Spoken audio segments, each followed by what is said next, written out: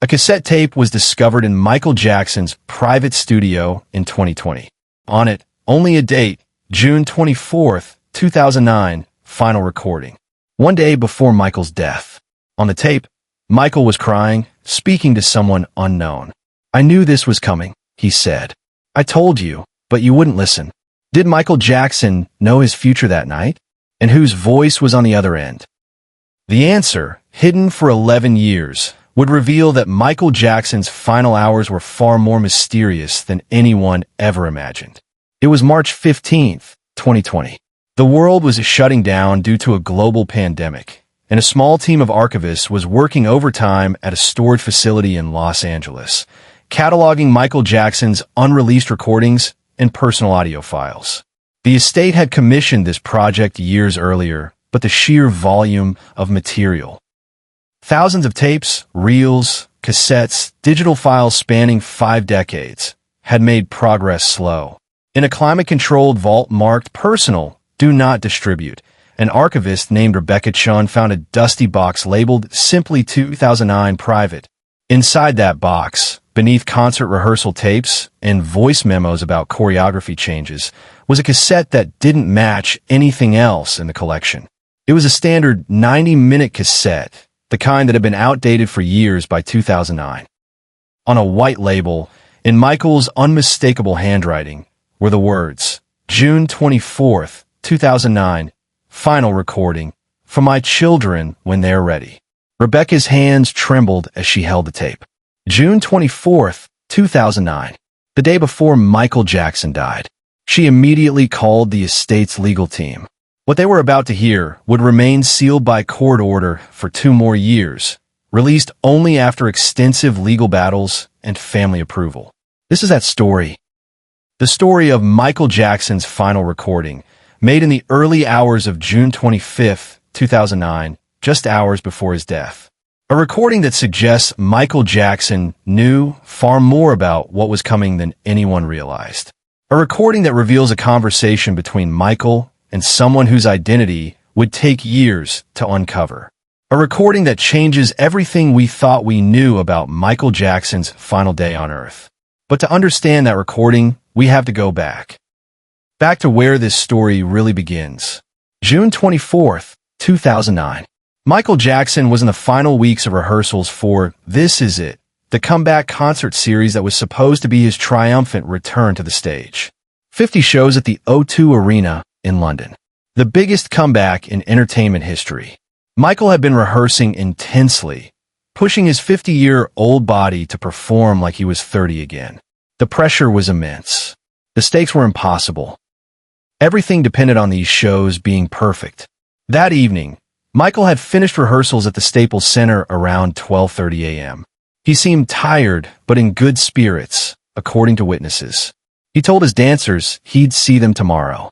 He climbed into his car and was driven back to his rented mansion in Holmby Hills. Security footage shows him arriving home at 1:05 a.m. The house was quiet. His children were asleep. His doctor, Conrad Murray, was in a guest room. Michael went upstairs to his private suite and closed the door. What happened next was captured on that cassette tape found 11 years later. At exactly 2:47 a.m. on June 25th, 2009, hours before his death, Michael Jackson pressed record on a cassette recorder and began speaking. His voice on the tape is quiet, exhausted, emotional, but clear, completely coherent. This wasn't someone impaired by drugs or confusion. This was someone making a deliberate choice to record something he needed to say. It's 2:47 in the morning. Michael's voice begins on the tape. June 25th, 2009. I don't know if I'll be here when you listen to this. I don't know if. I just need to say this. I need someone to know. There's a long pause. The sound of Michael breathing, maybe crying quietly. I'm so tired. I'm so tired of all of it. The performing, the pressure, the expectations. Everyone wants me to be who I was, but I'm not that person anymore. I'm 50 years old, and I feel like I'm 100. My body hurts. My heart hurts. Everything hurts. Another long pause. Then Michael says something that sent chills through everyone who heard it. I talked to her tonight. I called her like I always do when I can't sleep. And she told me something I didn't want to hear. She said, "Michael, it's almost time." I asked her what she meant, and she said, "You know what I mean? You've known for a while." And she's right. I have known. I've felt it coming. The archivists who first heard this looked at each other in shock. Who was Michael talking about? Who had he called at 2:47 in the morning? The estate's investigators began working backwards through phone records, trying to identify any outgoing calls from Michael's phone that night. They found something that made no sense.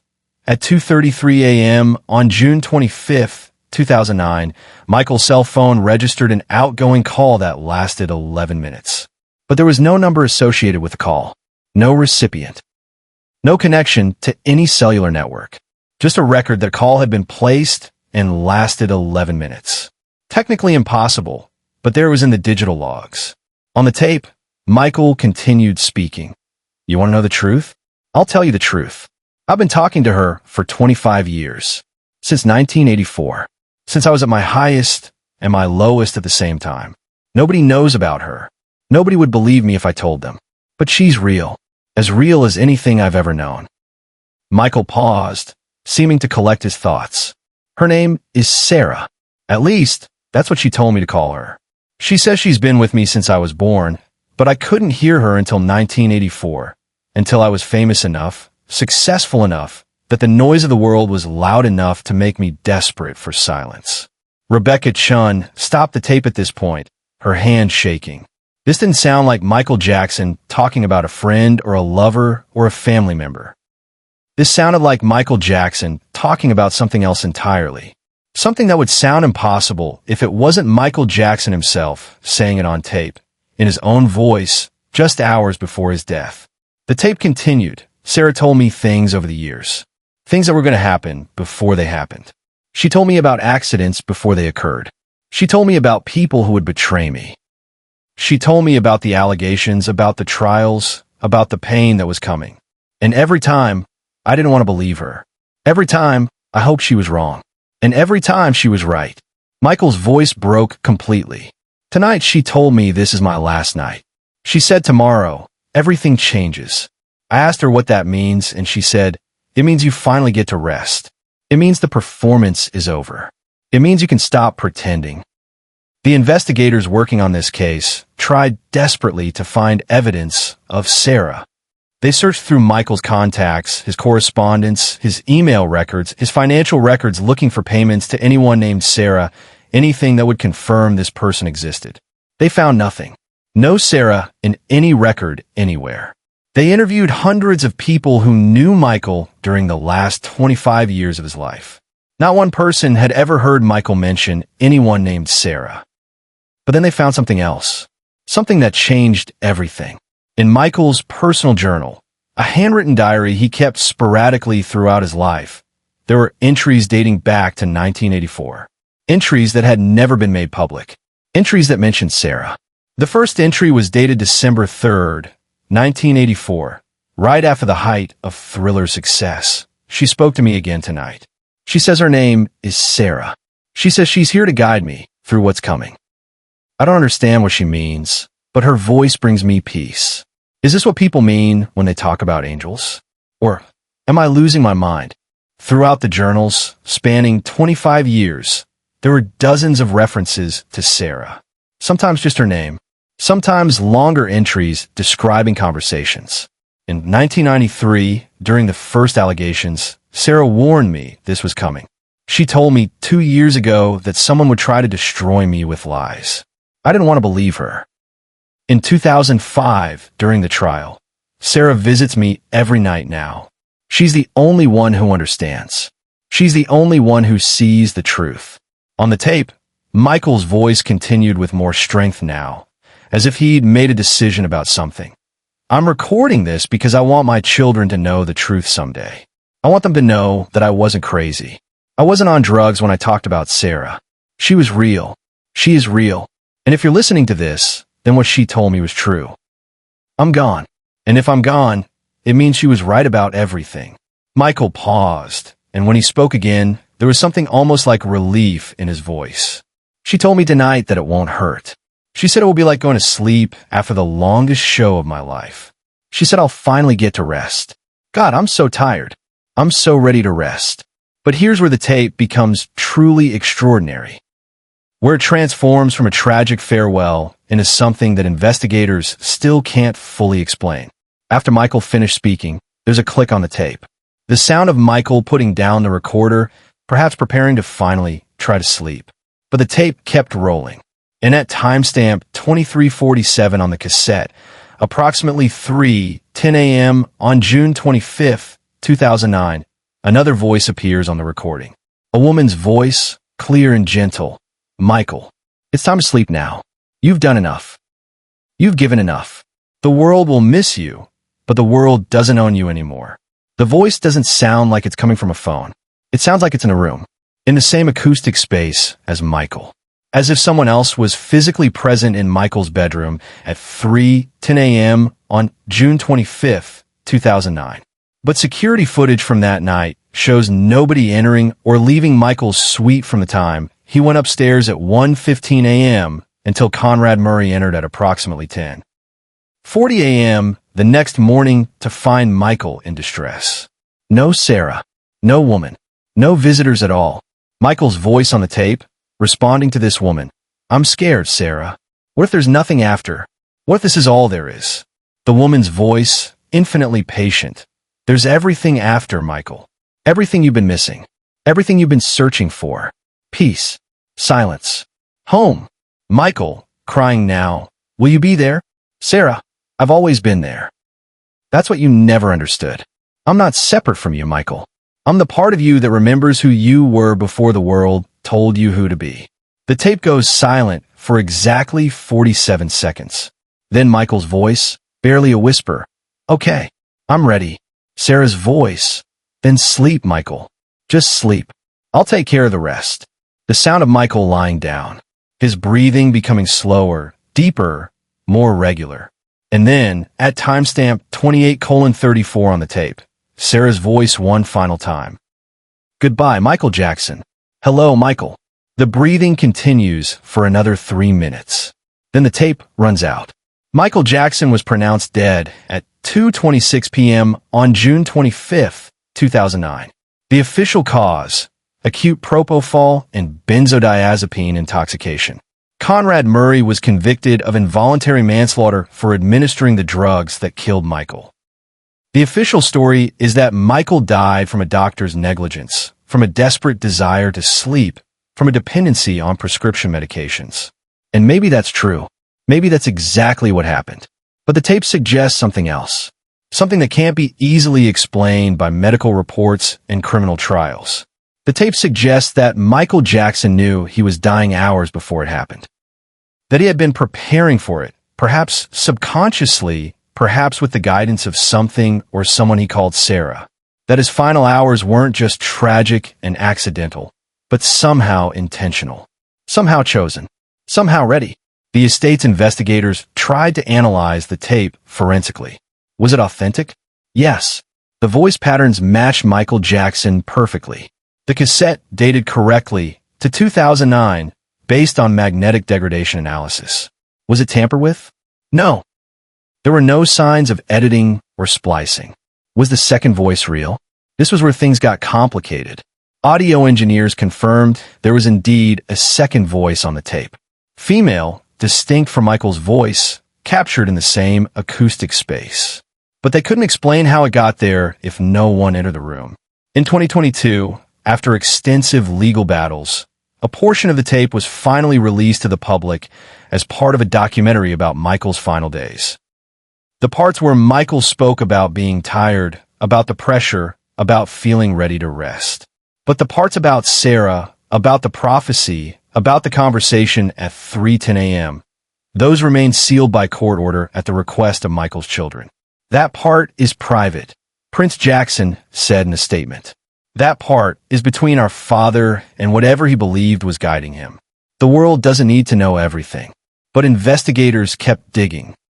They wanted to understand who or what Sarah was. They found a psychologist who specialized in auditory phenomena and presented the case without identifying Michael Jackson. The psychologist's theory What you're describing sounds like a benevolent form of what psychiatry would call an internal dialogue externalized. Many highly creative people, especially those under enormous stress, develop what could be called a guide voice, an aspect of their own consciousness that they perceive as separate, that offers wisdom and perspective their conscious mind can't access. Jung called it the anima. Others might call it intuition personified. Still others might call it guardian angels or spirit guides. The fascinating part of your case, the psychologist continued, is that this person seems to have been tracking accurate predictions. That suggests either remarkable subconscious pattern recognition, the ability to see trends and outcomes before they manifest consciously, or something we don't have scientific frameworks to explain yet. Perhaps both. A priest who specialized in spiritual experiences offered another perspective. What Michael described sounds very much like what mystics throughout history have described. A spiritual companion, a guide that exists at the threshold between the physical and the spiritual. Not quite an angel, not quite a part of the self. Something in between. These guides often appear during times of great trial, and they often help prepare the soul for transition. If Michael was being guided by such a presence, it would explain the sense of peace and acceptance in his final hours, despite the tragic circumstances. A quantum physicist, when presented with the case, offered yet another theory. If consciousness exists as a quantum phenomenon, as some theories suggest, it's possible that certain individuals can access information from probability fields, seeing likely futures before they collapse into specific presents. What Michael called Sarah might have been his own consciousness accessing information about probability vectors relating to his own life. In that sense, Sarah would be both Michael and not Michael simultaneously. She would be real, but not in the way we typically think of reality. In 2023, something extraordinary happened that gave credence to Michael's tape in a way nobody expected. A woman named Sarah Mitchell came forward with a story that seemed impossible. She claimed that she had been receiving dreams about Michael Jackson since his death. Dreams where he thanked her for being his voice of peace. Dreams where he showed her things about his life that weren't publicly known. Dreams that included details about the tape that had never been released publicly.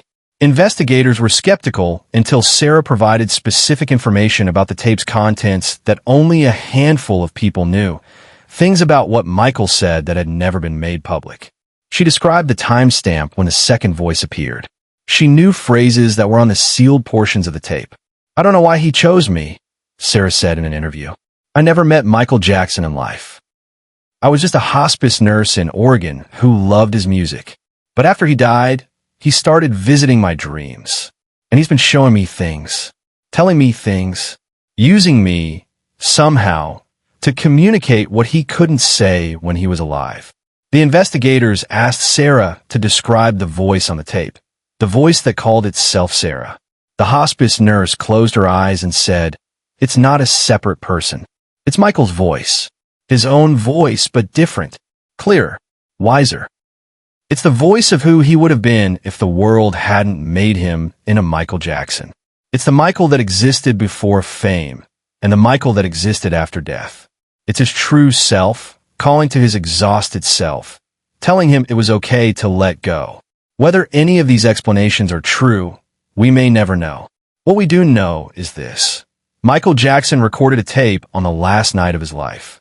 On that tape, he spoke about knowing his death was coming. He spoke about a guide named Sarah who had been with him for 25 years. And on that tape, a voice that sounds like it's in the room with him, a voice that can't be explained by any physical presence, told him it was time to rest. Michael Jackson died hours after making that recording. His death was ruled a homicide caused by negligent administration of prescription drugs. Dr. Conrad Murray served 2 years in prison. The world mourned the king of pop. And for 11 years, that cassette tape sat in a storage facility, holding secrets that challenged everything we thought we understood about consciousness, intuition, spirituality, and death. The Michael Jackson estate has made one decision about the tape that speaks volumes. They will not destroy it. Despite legal challenges, despite requests from people who think it's too disturbing or too confusing or too potentially damaging to Michael's legacy. The tape will be preserved. Sealed but preserved. Someday, Paris Jackson said in a 2023 interview, "When the world is ready to understand that my father was more than just an entertainer, when people can hear this without judgment or exploitation, maybe then the full tape can be shared." But not yet. Not while there are still people who would use it to call him crazy or drugged or delusional. He was none of those things. He was just someone who could see and hear things most people can't. And he paid a terrible price for that gift. Today, the cassette sits in a temperature-controlled vault, marked MJ Final Recording, Restricted Access. Only a handful of people have heard it in its entirety. Those who have described it as the most heartbreaking and the most strangely peaceful thing they've ever heard. He sounds like someone who's been running for 50 years and finally has permission to stop, one archivist said. He sounds like someone saying goodbye to a life that was beautiful and terrible and exhausting all at once.